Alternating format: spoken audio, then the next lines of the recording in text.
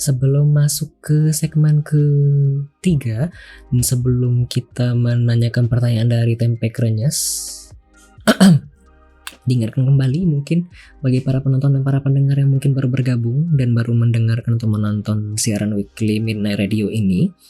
Bagi Anda yang ingin bertanya, silakan gunakan channel poinnya. Cukup bayar 99 channel poin saja. Anda bisa bertanya pertanyaan apapun ke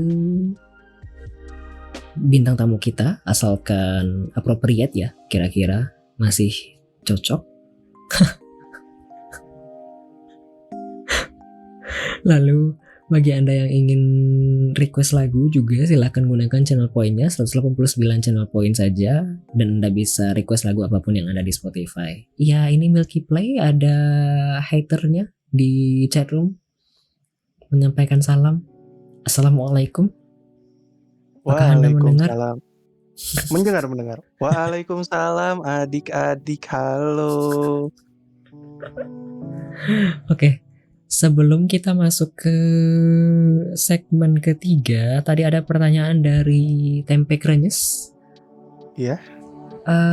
Game yang paling berkesan atau life changing, kira-kira apa jawabannya?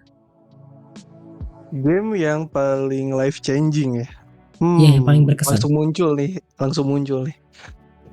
Ada game indie namanya tuh Night in the Woods. Night in the Woods. Iya, Night in the Woods. Itu gamenya tuh menceritakan tentang seorang kucing betina yang drop out dari kuliahnya, terus dia pulang ke desanya Possum Spring. Terus game itu tuh kenapa cukup life changing dan berkesan gitu buatku, karena aku cukup relate gitu sama permasalahan dan problematika yang dialami sama si Margaret Burowski, nama karakter utamanya ya. Gimana dia dealing with her past gitu, terus terus dia merantau dalam tanda kutip keluar dari kota Possum Spring, terus kuliah dan pulang karena kegagalan gitu. Aku cukup relate sama game itu. Terus isu yang diangkat juga cukup beda lah untuk game pada masanya gitu. Anxiety, depression, terus dan bahkan sampai ada isu politiknya juga di Possum Spring dan lain-lain gitu. So far itu game aku cukup merekomendasikan itu buat adik-adik Adli di sini, siapa tahu ada yang suka game indie juga gitu. Boleh dicoba Night in the Woods. Game-nya simple sekali. Kanan kiri tapi ceritanya itu loh. Mind blowing. Oke. Night in the Woods ya tadi jawabannya berarti ya? Iya. Boleh, nanti saya catat juga. Tadi sebenarnya ketika break kita tadi bincang-bincang beberapa judul juga.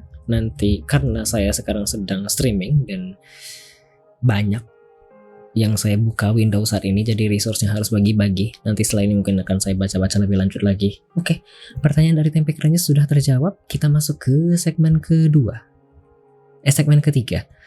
Sekarang kita akan lanjut ke topik selanjutnya, stories behind streaming scene of guest star, yaitu Milky Play underscores. Oke, pertanyaan pertama untuk Milky, apakah ada kebiasaan yang biasanya dikerjakan selagi atau sebelum streaming? Sebelum stream biasanya apa ya? Gak ada sih, langsung aja kalau aku mah gitu. Selama akunya tidak kelelahan terutama ya gitu, dan gak lagi ada kesibukan yang lain, aku langsung aja. Karena aku orangnya spontan uhuy begitu. Tinggal teken, dah lanjut. Iya, langsung. Palingan apa ya? Ya ada susu atau kopi atau rokok, udah gitu aja.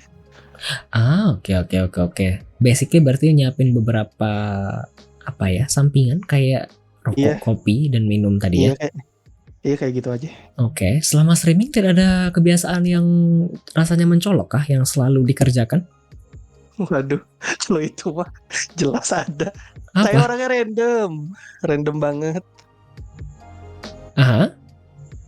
Suka nyanyi sendiri nggak jelas, terus lagi bahas apa tiba-tiba kemana bahasannya, tawa-tawa sendiri. Terus kalau lagi, terutama belakangan kan aku lagi main Yakuza gitu kan ya, baru lagi main Yakuza, terutama Yakuza Zero gitu, lagi playthrough juga. Ya. Suka tiba-tiba gak jelas aja lah gitu, gak jelas aja, suka tiba-tiba apa ya gitu, lagi bahas apa tiba-tiba apa gitu.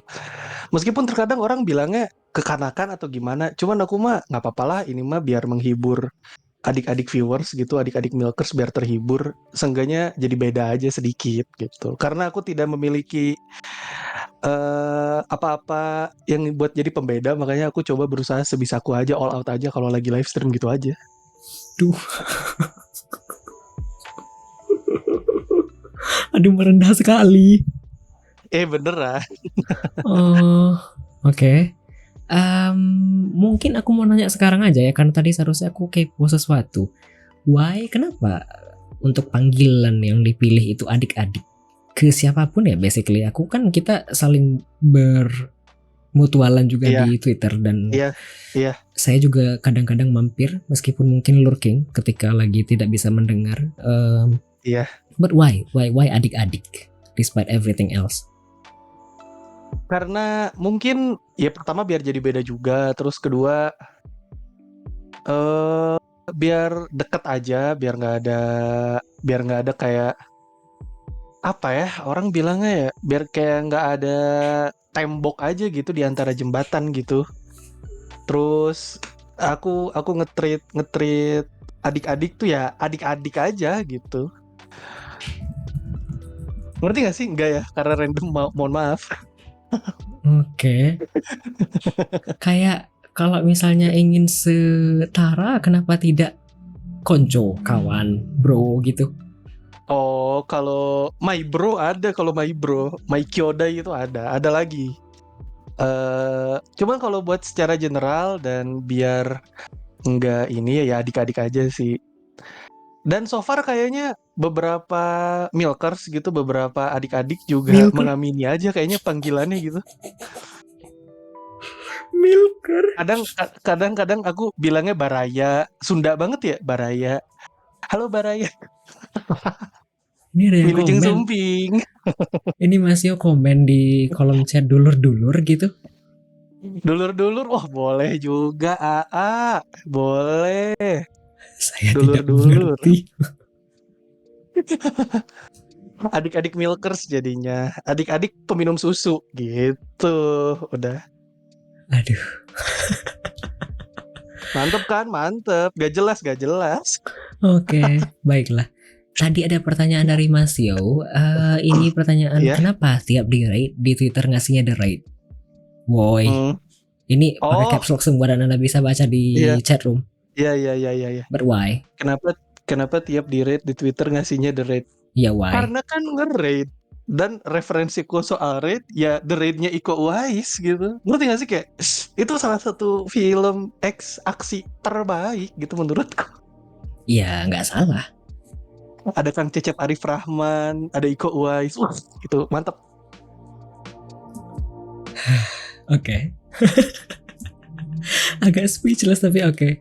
Saya paham. Iya betul. Saya juga Mas Yo. Kalau di Twitter kan kelihatan tuh ya dan lewat pasti. Ini pasti di rate. Salam Udah, Dread. udah kayak ciri khas gitu tapi ya udahlah ya. Oke, saya lanjut ke topik selanjutnya. Adakah tips dan trik kalau streaming di Twitch atau di platform lain? Ini meskipun apa ya? Mungkin Anda mungkin merasa channel Anda masih kecil, tapi mungkin ada tips dan trik. Ya, aduh. Berarti kalau ngomongin streaming bicara konten berarti ya? Probably, but not also Iya, content. Kan Anda bisa iya, juga offline di balik layar yang Anda sering bilang kagum, respect dari Oh, kakak itu kan termasuk oh, tips dan trik juga ya. iya. Ya, aku berpegang dengan kata-kata yang tadi gitu. Sedikit lebih beda, lebih baik daripada sedikit lebih baik gitu. Jadi cari aja pembedanya, siapa tahu kita nongol, mencuat ke permukaan adik-adik begitu. Siapa tahu ya kan? Karena mungkin kayak contohnya gini deh. Orang banyak yang main Dota, orang banyak yang main LoL, orang banyak yang main Valorant. Cuman pembeda kalian itu apa? Gitu aja. Wah, dalamnya. Terlepas dari betapa jagonya, betapa wah si ini kalau main Valorant kayak John Wick, auto headshot, dor dor dor dor dor dor, dor abis gitu. Cuman Berarti kan kalau kalau kita mengibaratkannya seperti di rak buku gitu ya, berarti kan kita tidak ada bedanya dengan buku-buku yang lain. Cuman apa hal yang bisa membuat orang datang dan stay untuk nonton kita tuh apa gitu. Kalau menurutku itu aja sih. Betul, betul, betul. Wah, Cari betul. pembedanya aja sih sebenarnya. Oke, so berarti tips dan triknya untuk streaming di Twitch intinya find your different gitu ya. Iya, cari diferensiasinya apa gitu. Oke. Oke, baik. Selanjutnya ada pertanyaan dari Mas Yo lagi. Baca pertanyaannya gimana ya? Udah dibilangin belum Bang Adli pembedanya si susu-susu ini Bang Adli? Oh, mungkin pertanyaannya begini ya dari Mas Yo. Menurut susu sendiri, menurut milk sendiri, pembeda susu dari yang lain apa? Pembedaku ya. Iya Allah, berat kali ya. Pembeda ya. Pembeda ya. Pembeda. Mungkin dari video game yang aku mainkan mungkin agak berbeda dari yang lain. I don't know. Karena aku mendapatkan reaksi begitu dari beberapa milkers adik-adik gitu, banyak yang ngomong, "Bang Susu, aku seneng mampir karena Bang Susu gamenya ini. Bang Susu, aku seneng ini." Tapi mungkin terkadang yang jadi pembeda mungkin apa ya? Terlepas dari video gamenya mungkin genuinitas ketika kita lagi membuat konten gitu, entah itu siaran langsung atau konten tapping gitu. Genuinitas. Iya, I see. Berarti semacam reaksi yang sejujurnya dan seiyanya ya. iya, iya. Oke. Terlepas itu mungkin ada yang dibuat-buat, ada yang gimmick, tapi mungkin genuinitasnya gitu. Karena terkadang gitu beberapa content creator atau live streamer gitu terkadang mereka tuh suka mengkategorikan kalau orang sukanya ini, orang sukanya itu. Mungkin Hah? mungkin Maksudnya? mungkin iya. Jadi mungkin ada beberapa kreator itu yang mereka tuh suka ngambil big picture-nya sendiri gitu. Kayak orang datang ke gua ini karena gua main ini. Orang datang ke saya karena saya main ini. Orang datang ke saya karena saya main ini. Oh. Orang itu suka saya begini, orang itu suka saya begitu gitu. Tapi mungkin pada dasarnya menurutku eh orang datang mungkin karena bukan ya mungkin karena itunya juga mungkin, tapi menurutku karena genuinitasnya itu sendiri sih. I see, I see, I see. Wah, bagus nih jawabannya. Karena lucunya ya gitu ketika kita berkecimpung di dunia konten kreasi apapun itu, entah itu podcast, entah itu siaran langsung seperti ini, entah itu ya apapun lah itu bentuknya. Ketika ketika kita tarik itu ke dalam, orang tuh makin banyak yang relate. Jadi kayak gimana ya? Aku sedang mencoba mengejawantahkan, menyederhanakan juga nih jawabannya. Karena seni tuh begitu gitu. Ketika kita tarik ke dalam, makin genuine tuh orang makin banyak yang relate gitu udah. Wah.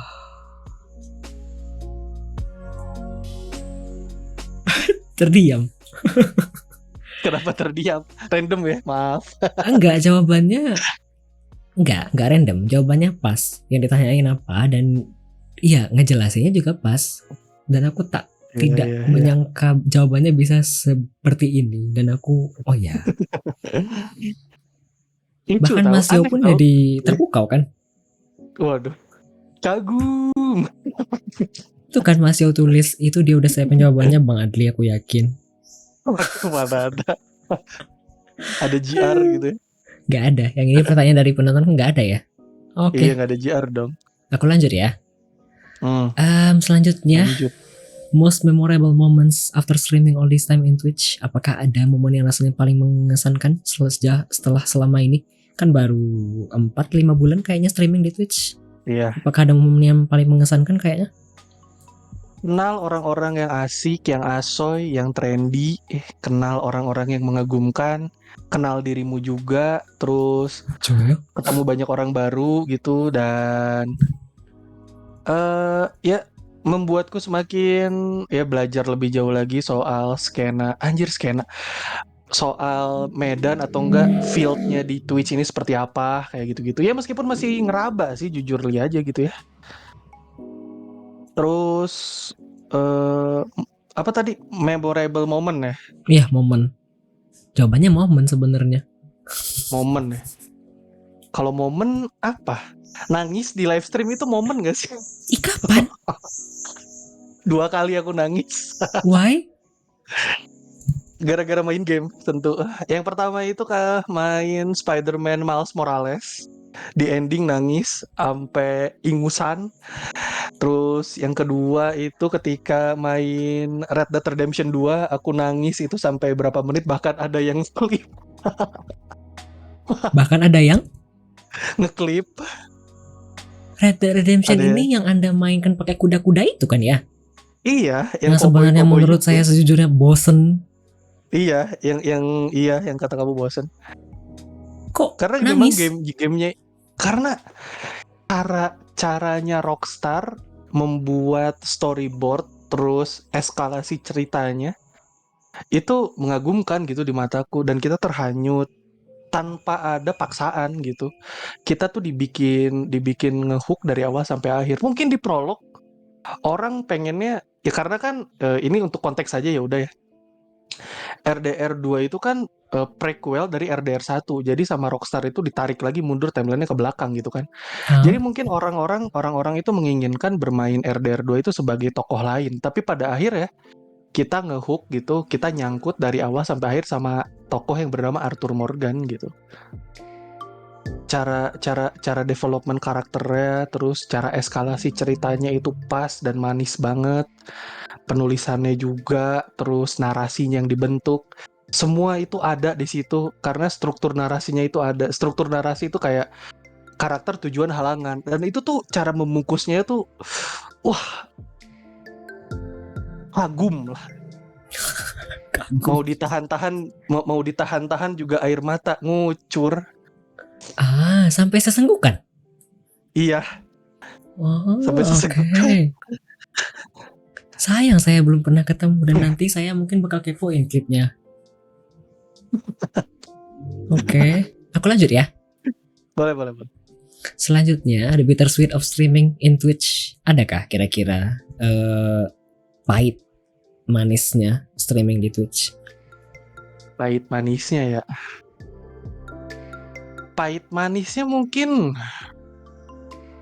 apa ya? Aku bingung sih. Sejujurnya aja Karena nggak kan apa-apa. iya gitu. Aku sejujurnya ini sedang ku cari juga. Sejujurnya aku sih nggak pernah ngerasa bitter apa gimana ya gitu, karena sesusah apapun streaming di platform baru, gimana kita Aha. ngejalaninnya aja kan sebenarnya. Kalau kitanya senang-senang aja mah kan kayaknya everything is good aja gitu, everything is fun gitu. Itu sih, karena aku tuh gak pernah nganggep kayak beban apa gimana, enggak. Tidak pernah merasa sedih gitu? Enggak sih, Like for senang-senang aja real? sih, beneran. Mungkin terdengar kayak naif ya gitu, cuman memang begitu adanya. Karena sesusah kayak contoh in real life deh gitu, semua orang pasti punya titik terendah dalam hidup. Cuman kan mungkin gimana kita ngejalaninnya aja. Kalaupun kita lagi susah, kalau kitanya senang-senang aja mau ngejalanin hari demi harinya, ya kita gak bakal nganggap itu sebagai bittersweet gitu, menurutku ya. Itu berlaku juga buat orang-orang yang berkecimpung di dunia yang sama juga sih menurutku. Oke. Oke. Yang manisnya pun tak ada kah sampai sekarang? Yang manis ya banyak kalau yang manis sih. Apa? Bukan Ketemu cewek? orang-orang baru, enggak dong. Apa? ketemu orang-orang Ketemu orang-orang baru, kenal orang baru, terus kenal, platform itu seperti ini, dan alhamdulillah gitu.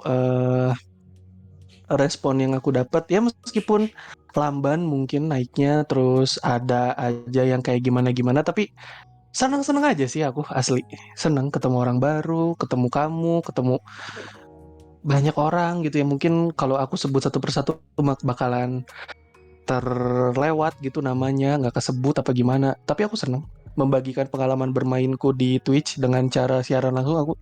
Aku senang. Oke, so basically sweet gitu ya. Iya, Oke, saya lanjut ya. Mungkin bisa boleh. membandingkan diri sendiri, Milk, sekarang ya, dengan pas awal mulai deh kayaknya. Karena kan tadi baru bilangnya baru dari Hamin 5 Lebaran, berarti kan belum lama ya. Iya. Pembandingnya apa ya? Mungkin di awal-awal kaku jelas. Masih Ya, mencari gimana caranya membawa diri, terus ngomong ke audiens itu gimana. Tapi perlahan-lahan tahu gitu, terus bisa bisa dapat istilah-istilah kayak kagum, adik-adik kayak gitu. Itu berjalan sendirinya gitu. betul-betul. Dan mungkin ya, dan mungkin juga adik-adik juga yang datang juga terbentuk sendiri kali pasarnya, kolamnya gitu ya menurutku sih. Jadinya ya perbedaannya dulu mungkin kaku, sekarang udah nggak begitu. Iya, yang awal-awal dulu kan Anda juga masih bingung kalau tidak salah yang raid ya. Dan Iya, kalau tidak salah, iya, tapi sampai sekarang pun masih kayaknya. Anda itu masih punya kebiasaan abis mencet live streaming baru klik lagi live di tweet, ya kan? iya memang. Itu kan masih Aku masih masih belajar ya beberapa, kayaknya. ya masih belajar. Aku masih coba mengerti dan terkadang, iya anjir gimana ya, karena ada pengalaman, ya ini mah cerita dikit ya gitu. Ada pengalaman terlalu banyak nanya tuh malah jadi dibego-begoin orang gitu. Malah terkadang mau nanya tuh jadi kayak enggan gitu sama yang lain tuh. I see. Understandable. Iya, jadinya kadang coba cari tahu sendirilah gitu. Karena udah gede gitu. Coba cari tahu Ah, sendiri. Gitu aja. Oke, so basically comparison of yourself jawabannya sudah mulai beranjak-anjak memahami lebih baik Iya, lagi gitu iya. ya. Iya, baby step aja gitu. Kayak baby, kayak langkahnya yang diambil sama adik bayi gitu kan. Dari cuma bisa tiduran, terus nelungkup. Nah, baru nelungkup ini tuh belum ngerangkak gitu. Oke. Iya, Sebelum masuk ke pertanyaan selanjutnya, kayaknya selanjutnya pertanyaan terakhir. Enggak iya deh, ya, dua lagi dari aku. Ini ada boleh. pertanyaan dari Mas Yo. Basic question. Kenapa dia tertarik banget sama gaming industri? Sesungguhnya aku juga kepo ini. Kan Anda itu tertarik banget ya. Basically kalau aku Iya, lihat di Twitter itu topik iya, Anda antara gaming industri atau satu lagi bola. Why? boleh. Why sangat tertarik ke gaming industri? Pertama memang aku melihat, berarti ini bicara konten ya gitu ya. Kenapa tertarik kayak gitu? Enggak sih, gaming industri itu kan secara Gaming keseluruhan ya. industri secara keseluruhan aja, berarti secara keseluruhan ya. Oke. Kenapa tertarik? Karena memang seseru itu untuk dikulik gitu. Intrik politiknya ada, terus ada beberapa game yang bahkan gak keluar karena ada kepentingan politik si A, si B, korporasi besar. Lalu kasus-kasusnya aja ada gitu. Bahkan Iya aku kah? pernah baca buku. Iya, ada. Nanti bakal rilis videonya. Soal ada pembahasan aku soal salah satu game yang ada kepentingan politik kayak gitulah. Lalu aku juga pernah baca buku gitu. Judulnya tuh Blood, Sweat, and Pixel. Itu tuh buku itu tuh menceritakan betapa kejamnya industri gaming secara keseluruhan, eh, di mana menempatkan developer itu seperti martir gitu. Hmm? Dan menurutku What do you itu, mean, Martir? ya martir kayak ya orang yang berani mati gitu. Karena ada sebuah studio game Hmm? yang sedang ngegarap game apa ya, aku lupa. eh Pokoknya studio itu tuh habis ngumpulin orang, Ya? udah running projectnya, udah berbulan-bulan udah running, tiba-tiba di suatu pagi dapat telepon dari, sebut saja IE namanya. Ya? Ditelepon sama IE, terus IE ngomong gitu, cuy, game lu nggak asik, gua cut. Itu gimana gitu, itu perjalanannya gila gitu. Gimana loh ketika project udah run, terus kita harus bayar orang-orang yang udah jadi gerbong kita di belakang, programmer, coding, pengisi suara, CGI, motion cap dan lain-lain. Itu gimana tiba-tiba di-cut di tengah, itu rasanya gimana. Dan di buku itu tuh menjelaskan, di buku Blood, Sweat, and Pixel itu dijelaskan betapa perjuangannya developer itu gila gitu. Bahkan ada developer Rusia kalau nggak salah, yang bahkan mereka menyelundupkan beberapa hardware dari luar Rusia karena di Rusia itu nggak ada gitu, si barang ini tuh nggak bisa didapat. Mereka tuh begitunya sama industri video game tuh gitu. Dan itu yang membuat aku tertarik gitu untuk mengulik lebih jauh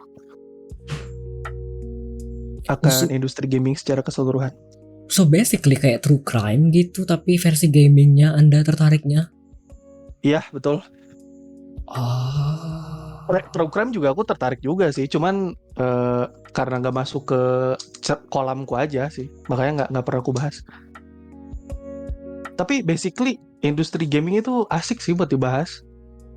Developer yang kayak gimana, developer yang kayak yang salah investasi uang, developer yang hanya menjual rasa nostalgia sama fansnya atau gamernya, terus habit di mana ngerilis game yang setengah jadi. Asik itu untuk dibahas. Terus Oh. kontroversi persoalan GOTY atau TGA gitu. Buat Ya. adik-adik, siapa tahu ada yang nggak tahu gitu, GOTY. GOTY itu kayak ini kan ya udah ya apa game of the year gitu. Ternyata ada kontroversinya gitu. Kontroversinya sempat mencuat di 2020 kemarin. Persoalan The Last of Us menyabet banget banyak penghargaan sampai ada kontroversi bribing katanya. Oh, I see. Kalau itu masalah yang cukup umum sih. Iya, kayak gitu-gitu. Itu tuh asik untuk dibahas, untuk dikulik gitu. Dan ternyata korporasi besar ini cukup banyak belangnya, tapi tidak semua sih. Cukup banyak belangnya, ada juga ternyata korporasi besar yang malas, yang tiap tahun ngerilis game yang sama, tapi tetap saya beli gitu. Oke. Ada BTW, juga, ini ya, ada iya juga. ya, ya, iya, iya ada juga yang hanya menjual rasa nostalgia, padahal gamenya ternyata tidak terlalu bagus. Ada, Oh. BTW banyak. Milk juga bisa baca komentar ya kalau misalnya ada yang sesuai. Iya, iya, iya, iya. Iya. Tadi ada komentar juga kan ya soal Ada apa komentar dari RDR Mas remake. Yo sama Tempe sama Mas Nebon ini. BTW aku sejauh ini aku terjun ke dunia Hmm, playtesting dan demo-demoan, aku cuma ngikutin kulit mungkin ya. Aku basically cuma baca ya, apa yang ada di permukaan, tidak terlalu peduli dengan ya. segala kasus-kasusnya. Maksud kamu RDR remake Milky? Bukan cuma RDR remake sepertinya. Karena waktu itu ada sebuah korporasi besar developer dan publishing, sebut saja Square Enix. Mereka Ya? merilis game Chrono, aduh aku lupa, Chrono Cross Radical of Dreamer. Itu game ancur parah. Itu game ancur seancur-ancurnya. Maksudnya sebuah game yang dirilis di era 2022-2023 memiliki optimalisasi yang buruk dengan kualitas grafik yang sebenarnya tidak lebih bagus dari PS1 tuh kok bisa nggak optimal gitu. Dan ternyata terbukti mereka cuman milking dan mereka cuman menjadikan orang-orang yang ngefans sama game ini tuh apa apa sapi perah aja gitu dan manen duitnya dari situ gitu. Chrono Cross Radical Dreamer itu tuh. Terus banyak juga kok yang menjual rasa nostalgia dan sebenarnya gamenya yang fan service banyak. Contohnya boleh aku sebut nggak sih? Boleh kayaknya. Kan di sini tidak ada apa ya? Ya takutnya gitu. Contohnya ini. Sebut Menurutku saja ya, EA, sebut saja Square Enix. contohnya Waralaba Naruto. Naruto kenapa? Itu game fan service udah. UI tiap tahun tidak berubah, kualitas grafik tiap tahun tidak berubah, bahkan font tulisannya saja tidak berubah. Yang nambah itu cuma karakter. Dan mereka tuh kalau nggak salah ini developernya tuh namanya CyberConnect ya kalau nggak salah ya. Karena kan publishingnya tuh kan Bandai Namco kan. Si CyberConnect ini tuh jadi menjadikan Naruto ini kayak game fan service aja. Jadi tiap mereka menambahkan karakter baru, jadilah game baru. Padahal kan bisa kalau kita mau money wise gitu ya, kalau kita mau bijak gitu. Oh ya udahlah, cuma karakter baru kok yang muncul, kenapa kita nggak jadiin DLC aja? Toh orang mah tetap beli, maksudnya gitu kan. Tapi Ya, ini dibanderol dengan harga full price juga, yang hanya ada karakter baru gitu. wah kasihan ya. Iya, FIFA juga begitu. Meskipun aku sangat cinta banget sama sepak bola, tapi aku harus jujur aja gitu. FIFA juga begitu. EA itu tobat di FIFA 2022, 2023.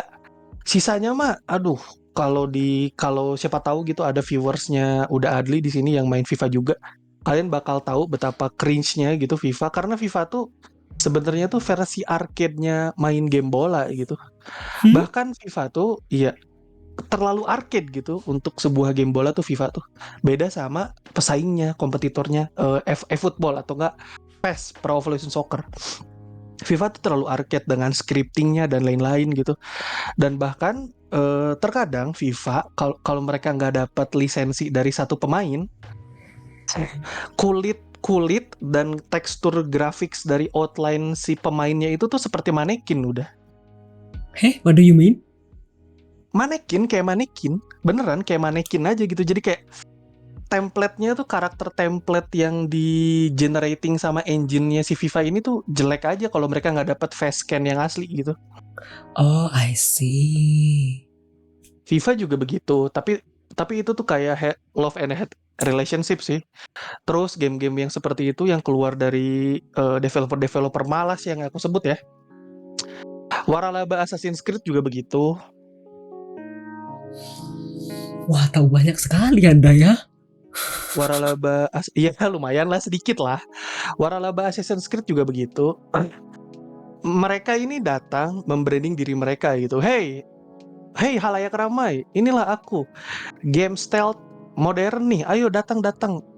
Untuk sebuah game stealth modern membutuhkan waktu berapa tahun cuma untuk karakternya bisa nge-crouch, jongkok. Ini kan Gila nggak tuh? Semalas itu Ubisoft tuh sebenarnya. ini oke. Gila loh. Dan gak pernah jadi ada penambahan yang signifikan, dan hanya jadi game yang rilis annual gitu atau per tahun gitu. Ya itu dosa-dosanya Ubisoft lah gitu. Padahal di sisi lain, di spektrum yang sama, Ubisoft tuh punya judul-judul yang prolific menurutku, kayak Splinter Cell, kayak Prince of Persia, yang bahkan belum mereka sentuh sampai sekarang. Kenapa yang masih terus di ini tuh Assassin's Creed gitu? Udah menjadi sebuah waralaba atau franchise yang cukup tua sih Assassin's Creed. Bahkan menurutku Assassin's Creed pertama itu yang karakter utamanya Altair Ibnu Lahad itu harusnya udah gone gold gitu, harusnya udah masuk ke fase remaster atau remake gitu bahkan. Tapi sama mereka masih aja digali dan ceritanya pun makin di luar nalar udah Adli. Makin gak masuk akal ceritanya. Oke. Aku Ini terbayang. aku boleh Boleh aku boleh apa? nanya sama boleh nanya gak sama Uda Adli? Oh, aku boleh. Kenapa tidak? Iya. Nah, menurut Uda, apa yang terbersit dari nama Assassin's Creed? Tua sih. Aku rasanya pernah dengar nama Assassin's Creed ini SMP atau SD. Dulu banget. Itu doang. Karena aku tidak Top of terlalu mind-nya apa? mengenal. I Top don't of know. mind-nya apa selain tua? Nggak tahu sama sekali. No, I don't know. Yang aku inget tuh cuma yang ada lompat-lompat di Iran Persia gitu loh. Oh, Dan itu kayaknya beda. parkour ya? Iya. Kenapa? Iya. Nggak apa-apa, lanjut aja. Abis. Ini kayaknya ada yang komen Karena ini beberapa. Ada yang ya, sesuai ya, kayak ya. sama Milky. Boleh ku baca nggak ini komennya udah? Boleh lah. Yang aku tadi kan yang aku bilang cuma kalau misalnya bertanya yang tidak akan ku baca. Kalau baca komentar ya nggak apa-apa, silakan. Kan siapa Iya, tahu iya. masih bersambungan ya sama Iya, topik. iya. Tapi di satu sisi juga gak ada yang salah dengan game fanservice. Memang tidak salah, cuman mau sampai kapan dibego-begoin sama publisher gitu aja. Kayaknya Namanya yang juga, komentar iya, sesuai dengan Assassin's Creed yang Steel sama Ezio ini deh. iya. Nah, ya itu kalau yang Assassin's Creed yang itu. Stealth, ya stealth. Oke, kalau di pikiran kalian itu stealth terus orang lompat-lompat gitu. Tapi tiba-tiba kita melawan Anubis, itu gimana ceritanya? Explain bagi orang yang tidak pernah mendengar. Iya, di salah satu judul seharusnya kan orang ya udah game stealth itu ya udah gitu kita sneaky gitu kan ya, musuhnya orang. Ini tiba-tiba musuhnya Anubis. musuhnya melawan ular yang gede, udah kayak Oh, I ini kok jadi see. fantasi banget gitu, kayak god ya, maksud gue kayak Terlalu melenceng ya. iya. Cuma demi oke. Kalau kalau udah Adli nggak tahu judulnya apa, itu Assassin's Creed Origin. Enggak, aku nggak tahu sedikit pun. Have Origin. no idea at all.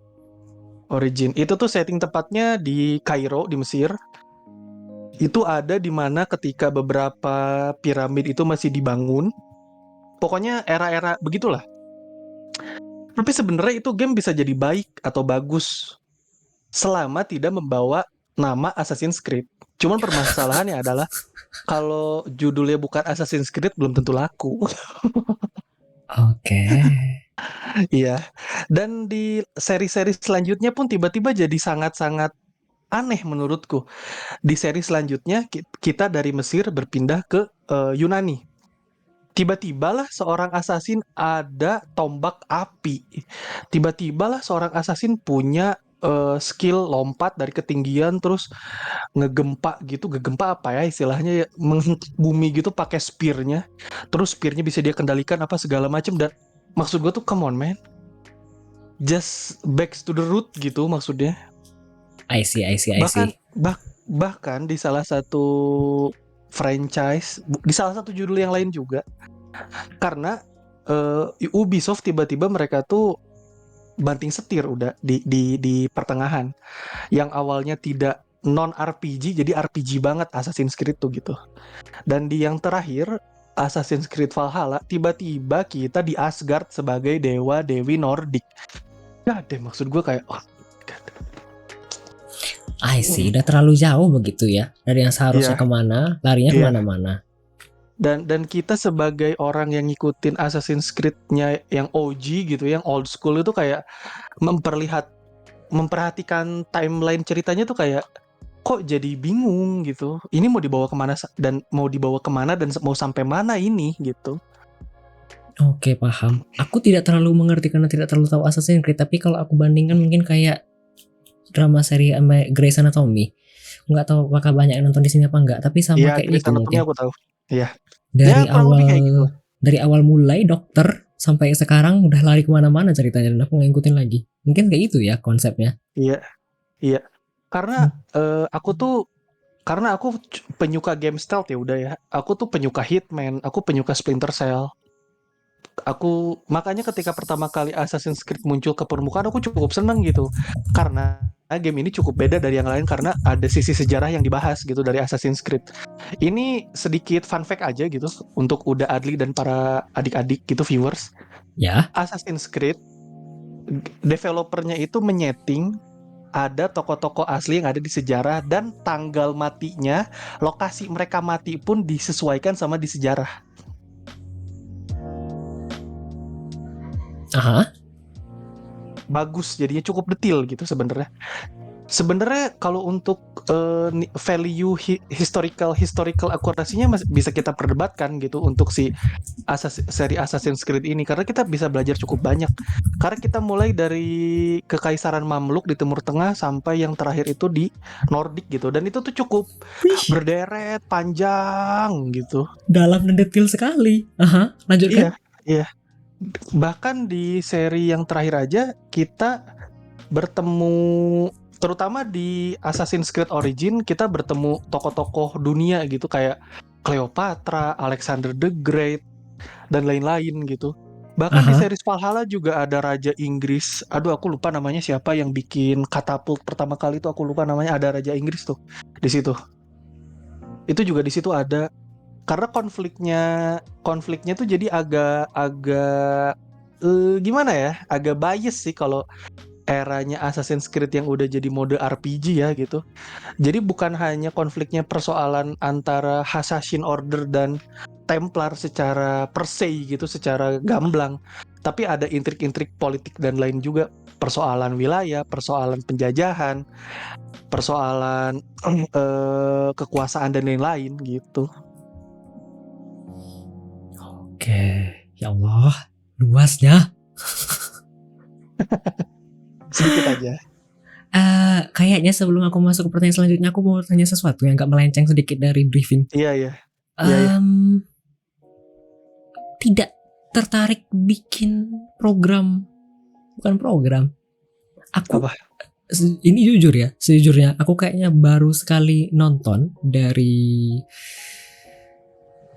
Ah, channel Milky sekali, kayaknya iya, baru aku iya, mampir karena aku iya, jarang ngeliatan juga kan ya di home YouTube. iya, iya, iya, Apa iya, tidak iya. tertarik bikin program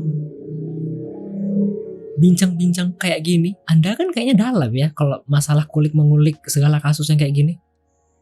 Apakah tidak tertarik atau sudah ada kah? Kayak gosip kiss begitu. Aduh, kiss Tertarik, sudah dua cuman kali.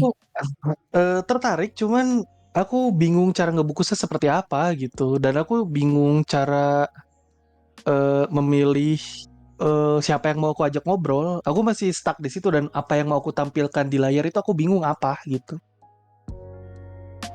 Ah, semacam Karena mungkin ya. ini sebenarnya planning yang udah lama sih, cuman aku sempet ngobrol sama beberapa kawanku gitu. Entah mungkin akhir tahun, entah mungkin kapan, karena ini juga masih mengawang-awang gitu. Aku pengen bikin konten ngobrol-ngobrol, tapi kalau GOTY itu kan best game ya. Kalau kita tuh kalau saya nanti mungkin bakalan bikinnya yang keterbalikannya worst game of the year gitu. Oh, I see. Cuman gak tahu kapan sih. Entah itu bakal terrealisasi waktu dekat atau tidak gitu. Gak tahu juga. Iya, menyesuaikan Karena ya. karena udah beberapa orang yang tidak terima ketika gamenya itu dikatain jelek gitu. Dan malah marah-marah apa banyak. Iya, banyak. Saya tahu. Iya. Bahkan ketika aku waktu itu bikin konten soal The Last of Us aja banyak yang, "Bang, lu buzzernya Naughty Dogs ya? Bang, lu dibayar berapa sama Naughty Dogs?" Anjir, mana ada dibayar satu. Understandable. Iya, kayak gitu-gitu tuh. Mungkin mereka terlalu mengadore sama sebuah game yang mereka mainkan gitu, jadinya sesuatu yang kultus gitu, jadinya kayak orang nggak boleh ngomong jelek tentang ini gitu. Yang which is itu tidak apa-apa menurutku, cuman tidak boleh agresif juga tuh. Maksud gue kayak, Ah, oke, oke, oke, oke. Oke, iya, lanjut ya. iya, iya, iya. Oke, selanjutnya. Achievement that you have achieved during your streaming on Twitch. Apakah ada pencapaian yang sudah tercapai kah? Sejauh ini selama Achie- streaming di Twitch? Achievement apa ya? Alhamdulillah udah nyentuh 200 follower, terus alhamdulillah Really? juga, iya, alhamdulillah. Terus mungkin sebentar lagi mungkin affiliate kayaknya, amin. Cuman aku Wih. cuman aku nggak yang gimana ya? Nggak yang begitu terlalu wah ngejar banget gitu, nggak ya, kapanpun bisa affiliate ya udahlah gitu ya, maksudnya gitu. Oke. Meskipun kadang suka bingung sendiri sih kalau ada adik-adik yang nanya gitu, "Bang, kapan affiliate, kapan?" Ya mana saya tahu gitu, silakan tanya itu sama Twitch gitu. Cuman kan ya kita mah enjoy, kita kan cuma bisa enjoy, terus kita coba bisa ngejalanin hari demi harinya aja. Itu sih salah satu achievementnya. Terus ketemu orang-orang asik, terus banyak teman juga sekarang di Twitter gitu. Jadi pembahasanku juga di Twitter ya, meskipun agak random terkadang, tapi sekarang berwarna lah karena udah Adli, ada beberapa teman-teman yang lainnya juga yang mutualin Twitter gitu. Iya benar. Tidak hanya bola saja ya isinya. Iya betul. Karena biasanya terutama liga mau mulai nih. Pasti saya banyak kritik soal bola. Betul, ramai sekali. Iya, Oke, mungkin pertanyaan terakhir di segmen ini ya. iya, boleh, boleh, Ada boleh. goal atau plan kah di masa depan? Atau ada impian dan harapan yang belum tercapai kah? Terkait stream Oke, ya, bukan terkait umum ya. Kalau umum pasti banyak. iya, iya. Terkait stream apa ya? Ya mungkin eh bisa dikenal banyak orang, bisa nge-reach orang yang lebih besar dan bisa membawa teman-teman dan adik-adik yang lain juga tumbuh bareng. Terus hmm, pengen bisa membawa adik-adik dari Twitch ke YouTube, atau enggak sebaliknya, adik-adik dari YouTube bisa kebawa ke Twitch. Sesimpel itu aja sih kalau aku. Oh, Karena aku mulia orangnya sekali. karena aku orangnya gak suka yang gimana ya, yang terlalu woro-woro, aku nggak bisa gitu. Ya biasa aja lah, udah gitu gitu aja. Makanya ya kalau ditanya juga paling kan jawabannya agak hambar sih, cuman ya begitu sih menurutku. Ber. Yang aku pengen gitu sih. Oke, Itu aja baiklah. sih. habis. Karena kan seneng gitu kalau kita bisa jalan bareng, lari bareng, dan kita sampai garis finish ya bareng-bareng juga gitu, tumbuh bareng gitu. Wih, mulia sekali. Ya, habis pertanyaan Ya, di segmen kedua. Setelah ini kita ya. akan lanjutkan di segmen terakhir, segmen ketiga, segmen keempat atau sesi ketiga dengan bintang tamu kita. Bagi yang ingin bertanya, boleh. Tapi nanti akan dibacakan setelah break ini. Kalau begitu, kita akan break terlebih dahulu. Setelah ini kita akan mendengarkan 3 lagu terlebih dahulu. Ada Savior, ini dari Cairo, tadi di request oleh Mas Yo. Lalu ada She Will Be Loved, ini dari Maroon 5, tadi di request oleh Mas Kun. Dan ada satu lagu lagi, pilihan saya, The Final Countdown dari Europe. Sepertinya itu saja. Agar tidak menunggu waktu lama-lama lagi,